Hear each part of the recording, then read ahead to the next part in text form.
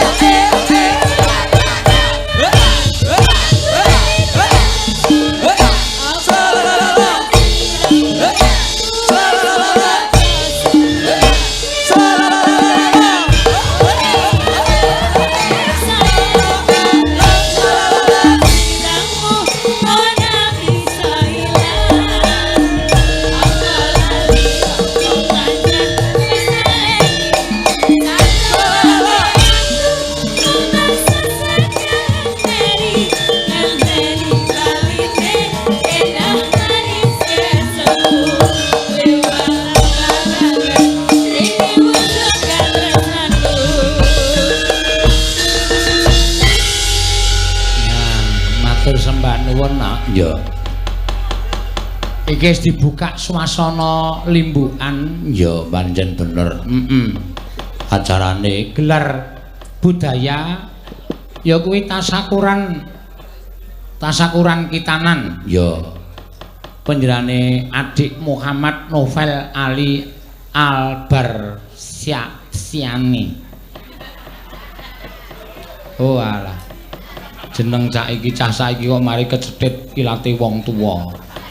Muhammad Novel Ali Arbasiani ya wis nglakon nalika dina Kamis 31 Oktober 2019 ya keluarga panjenenganipun Bapak Nur Kolistiawan lan panjenenganipun Kairul Damayanti matur sembah nuwun ya lan uga ngaturaken sugeng rawuh ya panjenengane Bapak Bupati ingkang diwakilake Kepala Dinas Kebudayaan Bantul ya Bapak Iko Nugroho Esos MM Esos Gusti Bendoro Pangeran Haryo GBBH Yudaningrat ya MM ya Magister Manajemen kok wis ora ketinggal lenggah njupuk wayang no wo mergo ana wayang mendhet wayang mergo aku ana sing ora duwe ya wayang apa ora duwe wayang Wali Songo oh gustine mendhet wayang Wali Songo iya mergo iki lakon karya panjenengane Kalimasada Kajarwa iya usuhe iki kok bubare setengah 7 esuk no wo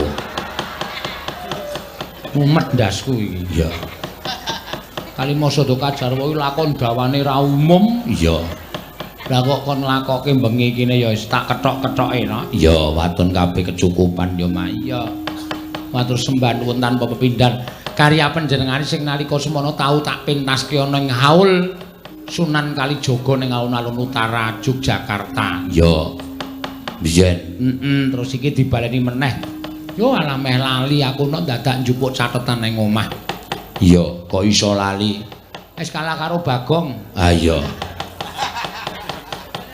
pirang-pirang sasi ngadol Bagong no ya wis ora apa-apa ya mak iya mula kudu ngapalke meneh ya muga-muga bocah ingkang disepetake bisa dadi bocah ingkang misa mikul dur mendem jero karo wong tuwa iso taruna ngungkul ana bapa merga ngene ya nek sing jeneng wong tuwa kuwi yen to nyumurupi marang putrane ngabekti mbangun miturut kebak ing tata krama lan ngerti marang piyai sepuh iso migunani tumraping nusa bangsa migunani tumraping masyarakat kuwi wong tuwa ingkang wis dipapanake ning swarga nadyan durung pinundhut dening panguwasaning Gusti ning uripe wong tuwa kaya wis mapan ning swarga merga weruh anake ingkang sarwa ngabekti bangun miturut kebaing tata krama lan bisa disawang ya ning arepa duwe anak sing sugih blegedhu persasat jagat iki diemperi iso munjung ingkung gajah karo wong tuwa saben dina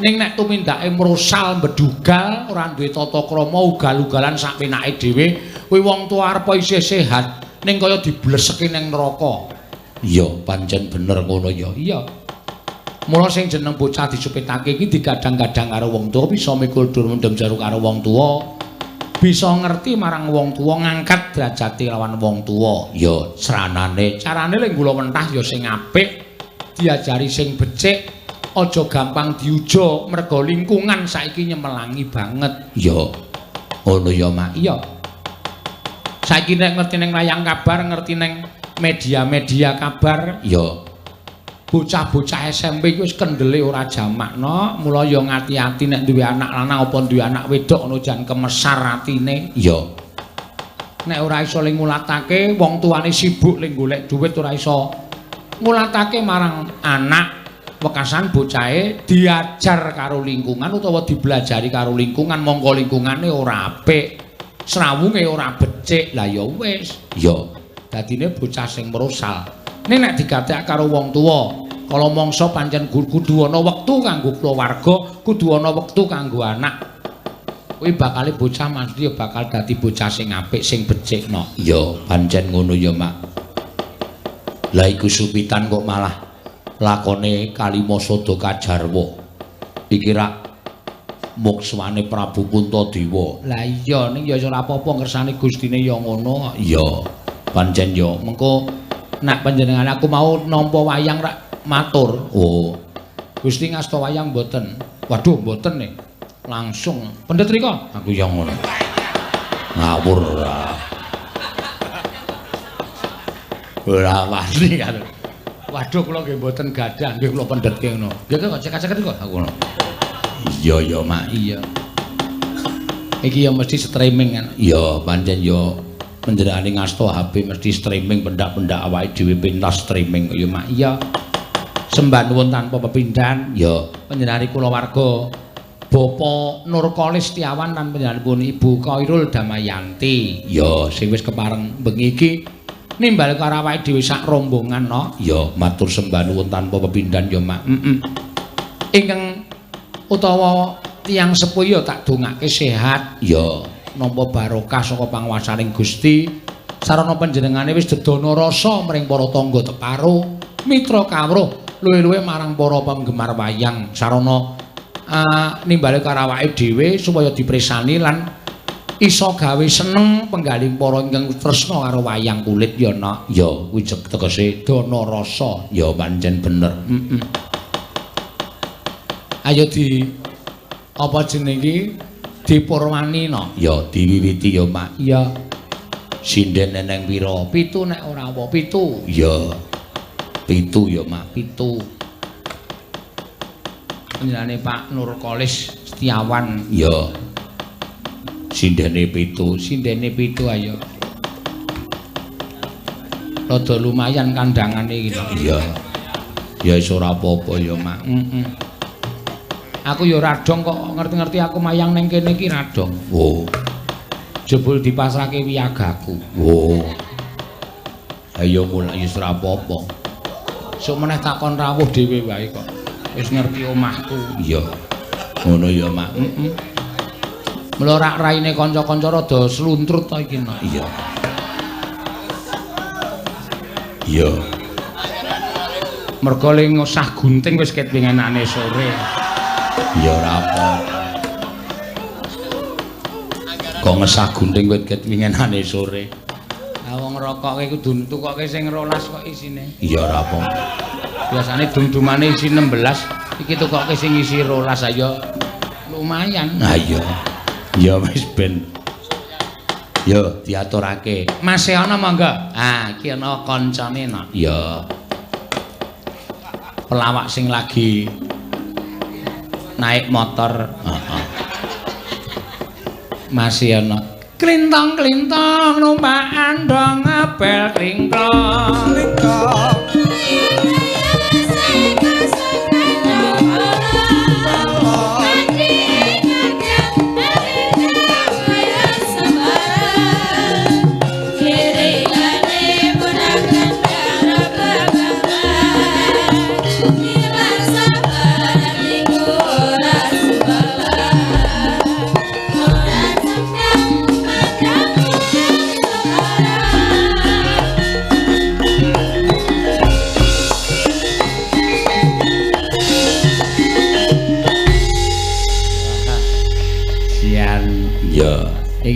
iki lagi entuk pengalembono luar biasa lho Mas Yono iki ning streamingku. Iya. Mas Yono itu dagelan tanpa konsep. Tanpa konsep. Ora nganggo bahan, ora nganggo dikarang mengko metune iki ya wis pokoke sak metune. Anjir. Langsung metu ya kena, rada suwe ya ora apa-apa. Iya. Kene metune sek motor nggih mboten napa-napa nggih to. Apa? Motor. Motor piye? Aku numpak motor to. Lho mau tak arani dan dagelan nek sing lagi terkenal kan lagi naik daun. Daun. Nah nek sampean tau nek naik daun ki nek umure lagi 20-30 ki lagi naik daun. Aku wis poel kaya ngono kok naik daun. Niku wedhus, Pak, poel niku. Mbok yo gaekan apa gapukan ngono. Ngapa ngun? Ayo arep moto sampean kok ya. Moto kok bokong. Iya, ya ora apa-apa iki. Iki penyanyi Pak Nurkolis Setiawan. Kagungan hajat gelar budaya tasakuran kitanan penyanyi Nak Mas Muhammad Novel Ali Albarsiani. Oh. Nggih, Mas Novel ngoten mawon, Bang. Muhammad Novel Ali Albarsiani. Nah, Basani ngoten mawon. Mbangane gedawan ya mah ngruwel ra karuan. Lah iya. Ajeng ta? Kowe wis semelang mergo ora iso ngucap untu muntek kuwi apa sak? Non? Mboten. Pun biasa sakniki. Ha iya. Nggih. Niki lek niki Pak sinten le kagungan teman? Pak Kolis. Pak Nur Kolis. Nggih, telu Pak Nur, Pak Kolis karo sapa napa? Pak Nur Kolis Setiawan ki ming siji ora telu. Oh, ngaten. Kiai siji. Niki kon genahke mboten sah ngangge padudon nggih. Aku ki ora nesu ora padudon. Sami wis. Apa to nesu gunane? Nah, bener. Wis ora perlu. Heeh.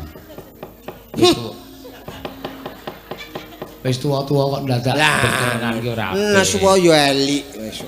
Sing elik apa? Nek wis tuwa kok nesu ora elikne to. Heeh. Apa sik kudu nesu ki mung canom tok. Wah.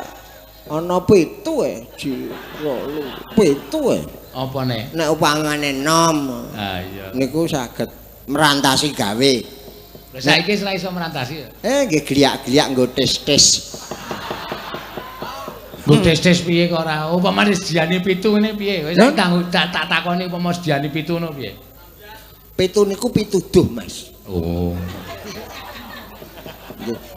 Pituduh ki ngopo? Pituduh entuk pitulungane wong 7 iku. Lah aku nek do gelem ngragati aku ora apa-apa. Wong lanang kok diragati nek cara aku ya isin no. Lho kok isin niku nek umum wong ora umum kok isin. Kudune niku berbangga hati. Heeh.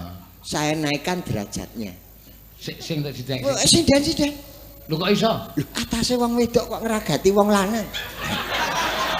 Niku pripun niku? Apa mboten kula juara? Nggih. Juara pekok. Nggih. Wong sing ngragati ya Piyai Kakung. Piyai Kakung iki tanggung jawab. Oh, tanggung jawab nggih. Ya, piye nek upama semene iki kira-kira ana sing seneng karo kowe kira-kira piye? Awani. Sing pojok dhewe kae. Piye? Oh, betem. Ayo kira-kira kowe wani ora? Wani rek. Wothik nganggo thik barang. Iya. Iya yo. Awis biasa ero kae. Kok njur ngapiki ya yu. Weh tak jak piknik ya sesuk ya. Waduh, nanti mancing. Mboten Mas. Mancing kok gawa bintang tamu. Iya. Kendak padha. Mancing. Nggih, cedak boto ya yu. Iya. Ya karo diselingi ya, Mak. Iya. Gerak dan lagu mawon Wis sik to. Oh, alah. Limbuan kok selingane gerak dan lagu. Nek biyen kok. Ah iya kaya Ane Karya Safari kok kuno banget to kowe. Nggo pracara nek riyen niku. Iya. Ning riyen. Heeh. Nom-noman kula. Heeh. Diwiwiti sik. Ayo Mbak Agnes sik. Ayo iki juara tembang Gembira Loka. Oh, wis. Tahun 2019. 2019. Yo ngadeg karo duet karo isen-isene Gembira Loka. Mula ngomahe akeh kewan. Ini kok iso ya iso ngono lho. Alon, wo kok cendhek wonge ya cendhek kok. Baseana. Halo, mbok ya ompo. Lah wong ngene iki mbae. Jane ya aku tuku tenan kok ya iki. Ah iya. Aduh untune dibedheki. Behel. Dibehel kok dibedheki. Oh, dibehel. Oleh desa banget dibedheki. Lah kowe iki wong endi e? Halo sih. Kayak dipethuk kae kowe kae. Non? Pun mboten deg-degan wis biasa. Iya. Dokter kok Mas nang dokter. Niki wonten titipan nih Mas wau. Ndak ya biasane wingi ana sing mulek ke aku. Tak titipke Mas ana kok ora di Wah nek kula niku mesti ana sing ora tok tekke aku kok mbiyen. kandha nyuwun Mbah ngono. Setan iki. Tur nuwun Mbah. Tur nuwun, Mbak. Endi nok? Ini nak. Iki neng layang. Iya. Ini apa ya ngono? Dandang kula Sidoarsi pelok bem. Vokale iki pamintaku Dimas Novel Ali. Kina ditembangke nya. Nggih. Dari Trah Cipta Sudarmo. Sudarmo. Urung maca lho aku monggo kok. Aku anggere ngawur mah bener Mas aku. Ya. Nek tak inceng lumayan ya Nes ya. Ya wis lumayan no. Iki diwaca. Kena nggone gembira loka. Napa madake jenengan? Madake Kok jenengan. akar dipadake wis persis kabeh kok. Diwaca no. Iso ora? Jenengan ya? Wis bruwet no ora nggo kacamata. Piye to? Kecer. Kok kacamata ya bruwete kok. Ha ireng ya Mas. Nganggo kacamata ireng mah ra weruh Mas aku. Aku iki wis tuwa, ndeloro gula. Ayo nggo kacamata, ayo wis piye? Ayo dokter iso nyebutke penyakit werna-werna. Kok iso Ajaran niku apa bakul obat nggih?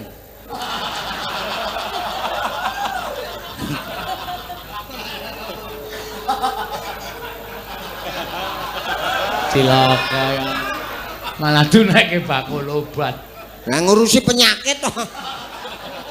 Ajarene kok ya kena gula. Aku ora kena. Aku endo kok.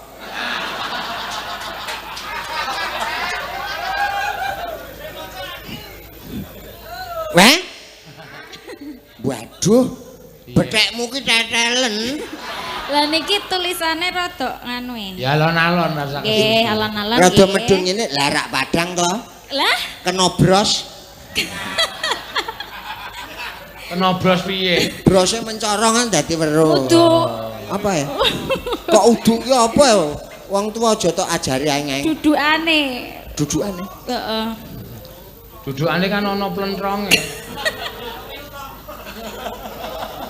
Diwiwiti nggih. Nggih. Mangga. Sida, asih.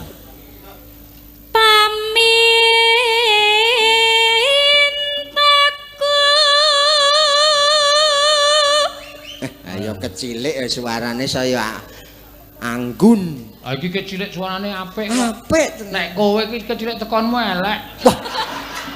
Kuwi sing tak nggo kebanggaanku.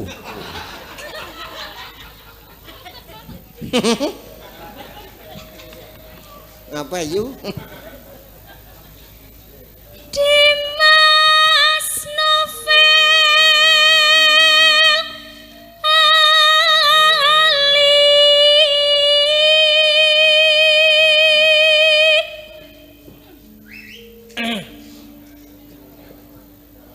Mangga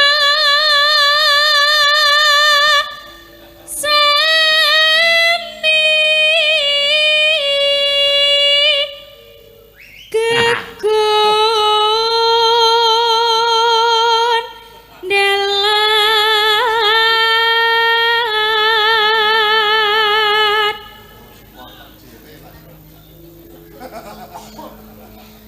Mreng Gustinya pawi tane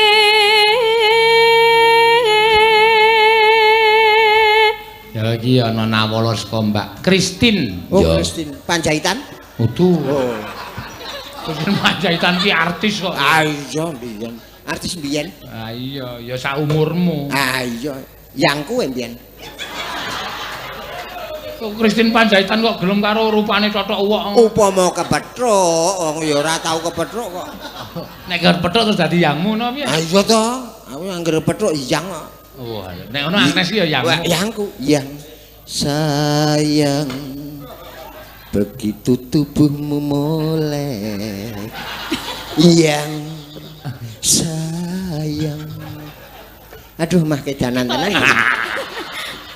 iki lagu apa ya Mbah? Aku ya radong, kowe radong no.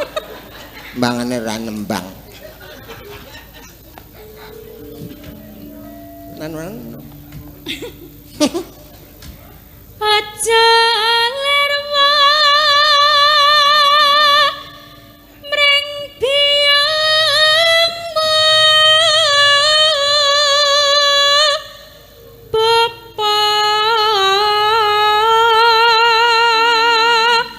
kadang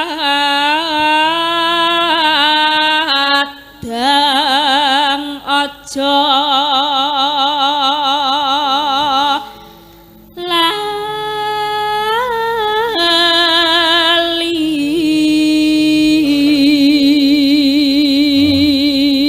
Ya ana sing nyuwun lagu Wong Donya ingkang nyekar Mas Keswan. Wah, kok karo aku, Wan. Saweran pun transfer 100.000. Oh, nek kok 100 aku ora ngewangi aku. Kowe tok wae, Wan ya. Apa ora ngewangi? Aku 100 e. Pira? 100. Betul, Mas? Sesuk kena tok nggo tugaran tumbak. Arga ngapa tugaran tumbak? Wis aku ora dijukuk-jukuk Aku tuas tombok ya. Wis. Ait. Nek golek kayu angel. Tombok. Ambok wingi digarani glonggong ngopo? Ah iya. Adekno kok dadi bantung. Ya, Dong. Apa? Heeh, ayo. Aku liyane kowe ya ora iso maca kono. Coba Mbak sik ana Iki Tresno. Tresno Samiyo. Heeh. Nang wong niki WN kok. Ya Samiyom. Niki Nggih. Tresnan napa ya? Kang Sanyata pokoke. Oh. Napa? Napa? Tresno Samya Kang Sanyata. Ku pinter gene mripate cetha. Gene mripate isih cetha. Tak nganggo mata batin, Mas. Oh. Wis macane to. Engko nek kleru ben anu aku. Manut Mbah Seana nggih. Wong kamu ya wedi ro aku le ngulungi weh. Ya kotrokolan ngono kok tulisane. Tresnanono Kang Sanyata. Wis, Mah. Ana yene soalé ya yene ben lunga sik delok.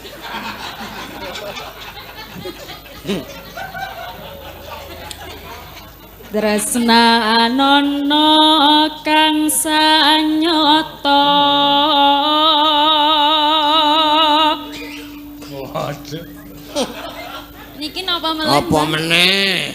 Niki lho. 100 tok pek melu mumet maca. Nggih, enggak pula. Mau. Iki kalih jenengan. Ora. Didom, tindak ijoline nyeken-nyekene. Ora sama. Wis ono mundak cerewet. Aku nek ra 200 mau. Ya, 150 loro. Wis gak diwacake. Iki. Angel. Aku 10 wae ya angel. Pripun to jenengan? Angel kok. Ngoke lho, klopot iki. Ya, digawe 50 kok kenyang 10. Sekolah ora mbiyen. Oh alah, Pak. Kok mah dadi mumet dagelan rodalang. Wah, wis iki lara gula iki paling. Desanono Kang Sanyata. Herya. Ano Nami kawis. kadosen niku nami. Oh, iki Oh, iki. horor. Horor kalis ngelmu nulodo laku utama. Ayo Nimas padha ten upadi dimen Wis, dimengku seharga. Oh alah Pak. ngalah. Pripun? Nya kowe aku 10 wae. Ah iya kok. Maca wae angel kok anjuk 50. Lah gitu, Mas. Ah iya. Apa iki? Ayo Sora. Ayo ra iso tak balekke dite. Tak kon dadekke 200. Niki Quran napa-napa nggih? Aduh. Nggih, nggih. Oh nggih. Oh. Oh nggih, bener kula berarti kula 50. Baleni nggih. Ora baleni, ora anu nek baleni. Kula seneng dibaleni. Tresna anono Kang Sanyata.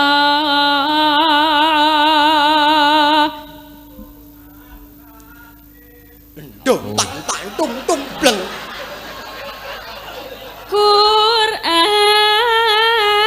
hadis ngelmu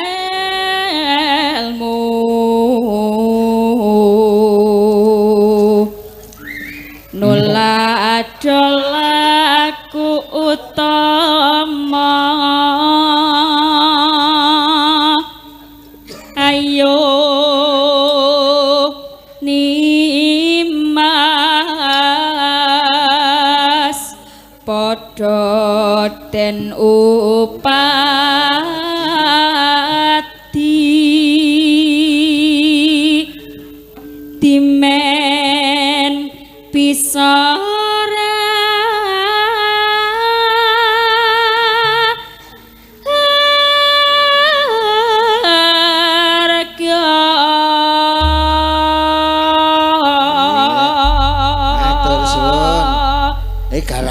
kancaku mula apik. Ning tulisane kuwi lho. Ning apik iki kancaku ngetoprak iki. Oh, nggih to. Ketok kok ana gambar kentrongan. Pundi? Ayo nek toprak tak nggo kentrongan. Kancaku iki. Endi kentongane? Niki Ora ana tutuke ana. ha tutuk kula wae duwe. Ya no. Apa ditutuke? Hah? Tutuke. Anu ya Mas wis tayangan. Ya didati Ya. ya tuhu. Ya nggih. Aku kang setia satuhu wit biyen nganti saiki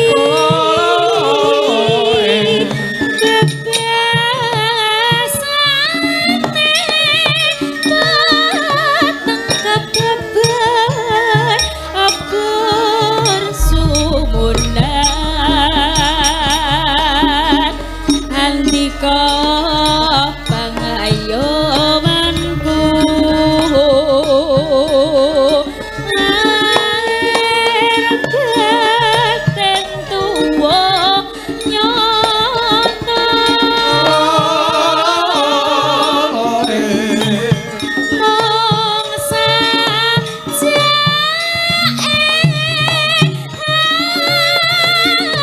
dikasih mune kurang rena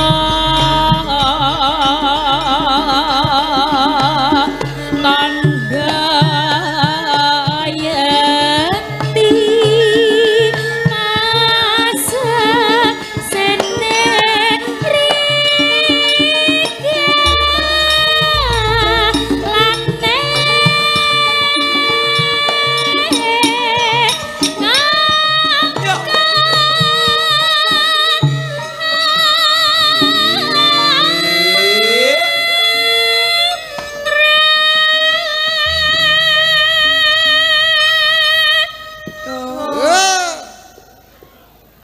Enak. tapi datang langsung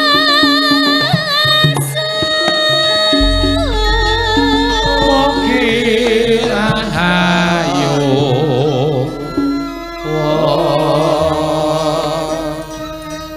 Neno. mugi antuk berkahing witi air batin tuwa nyata wong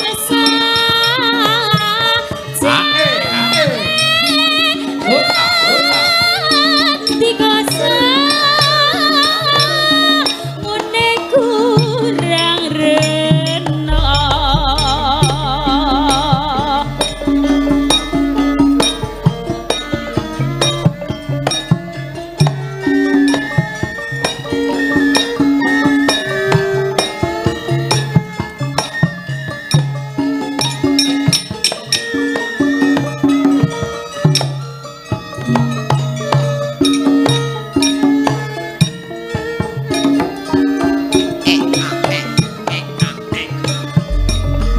Tanda yakti. tangga yakti masak sene rika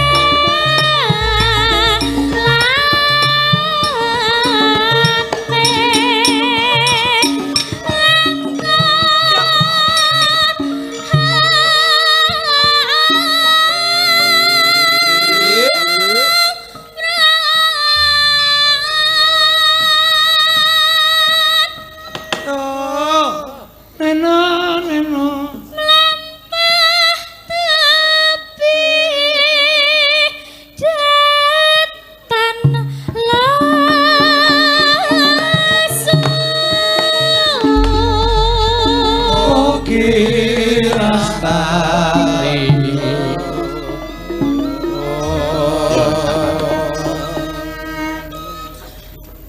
Mugianto berkah ing witi kanthi nomo tansah limpah panyuwun satya kula tansah